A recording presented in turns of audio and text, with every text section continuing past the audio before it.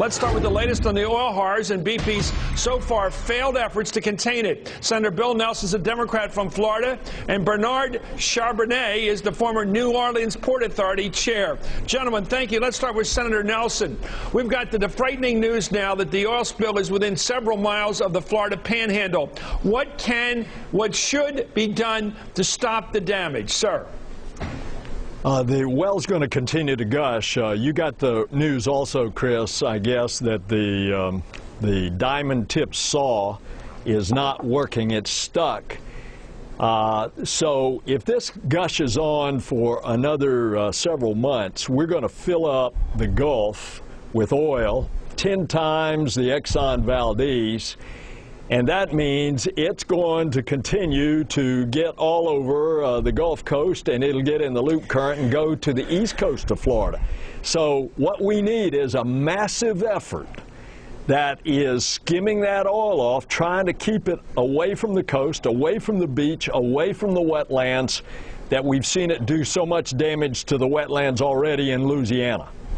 What isn't the Coast Guard doing, Admiral Allen, that he should be doing? They just don't have enough out there. And at the end of the day, you ought to be getting the U.S. military, who's got the assets, who's got the command and control structure to coordinate all kinds of people, both government and private.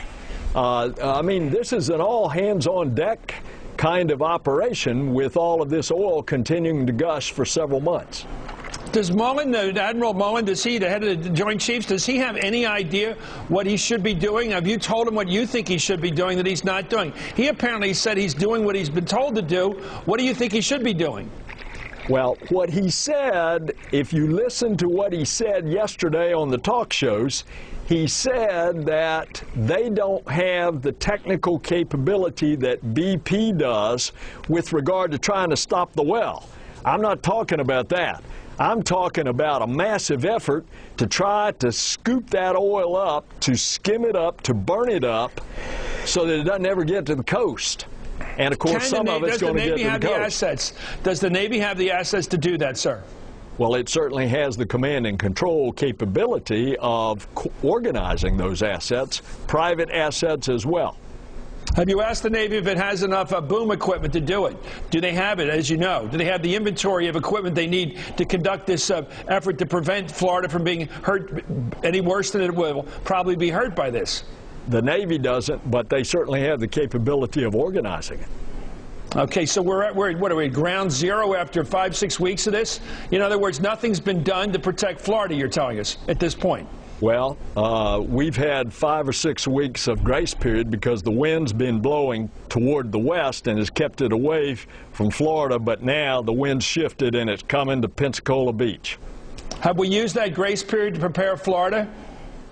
The Coast Guard has a command center set up in Mobile. They're ready. They have another command center down in Miami, as well as St. Petersburg and Key West. But, Chris, the amount of oil that's out there in the Gulf, I mean, we got to get everybody that we can possibly lay our hands on.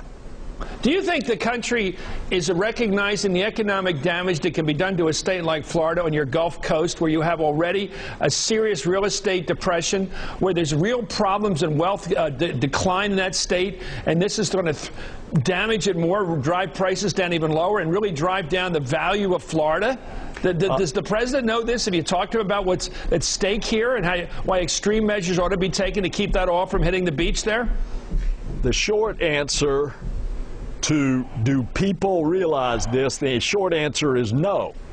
The longer answer is that we have watched this come in on the wetlands of Louisiana, but people don't realize that Florida has far more beaches than any other state. And combine that with all of our wetlands, where all the little critters go in and are necessary for the marine life in the entire Gulf, then you've got a major disaster. When you combine that with the fact that that loop current eventually is going to catch this oil and it's going to take it around the Keys, and then it's the Gulf Stream, and then it's right up the east coast of Florida and up the east coast of the United States. you can see the kind of disaster that's coming. Well, let's go to the man who's been hit already, Bernard Charbonnet. Sir, we've had you on before. This is something that we're looking at as a strong, well, it's going to happen to Florida. This disaster is heading its way based upon the wind currents, etc. What do you make of what's been done so far? Is the president, is this a Joint Chiefs of Staff, the military, is the Admiral Allen leading up the Coast Guard at point position on this? Are they doing the job or not? Chris, we are in a calamity on all sides. We are at war with this oil spill, and whatever the president has to bring to bear, he's got to bring to bear. He's been here. His United States attorney was here yesterday. Now, that is major. The United States attorney came to Louisiana to say he's opening criminal investigations. That is significant. The United States attorney doesn't leave Washington at a whim. So I think in that respect, he's all in this thing. But we have to realize that this is a national emergency. And I'm very sympathetic to Florida. But we are in the muck and mire as I sit here. And we are losing jobs drastically. 31% of the Gulf Coast is shut down to fishermen. That's 31% of the guys that go out there every day.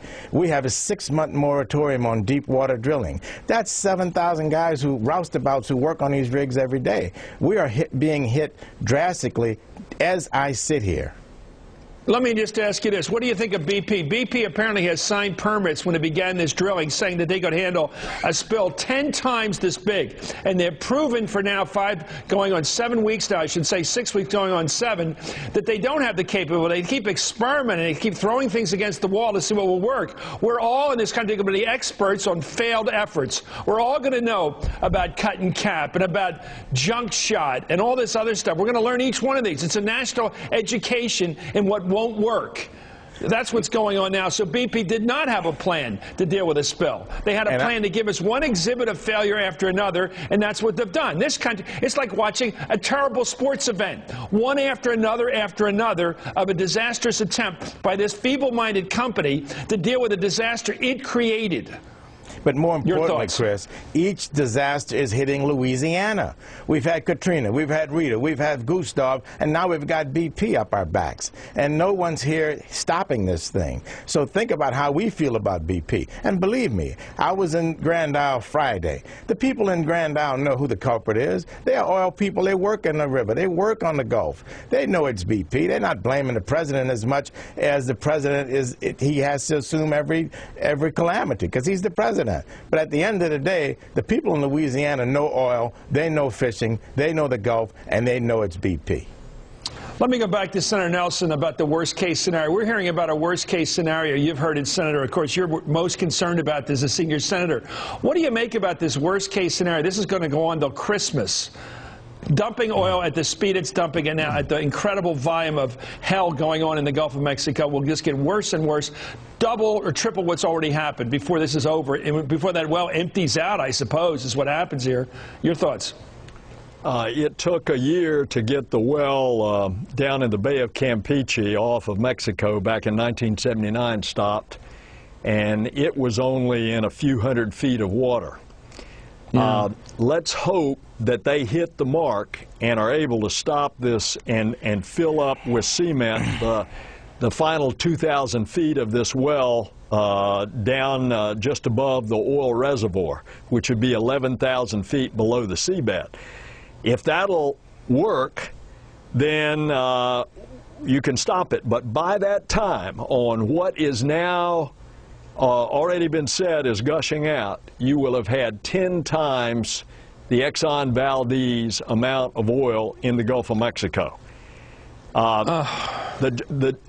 Chardonnay from New Orleans, and we are in this thing together.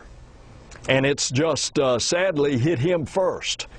But it's drifting the other way now, and you can imagine with that much oil out there. So this is a time that really we're going to have a coordinated effort.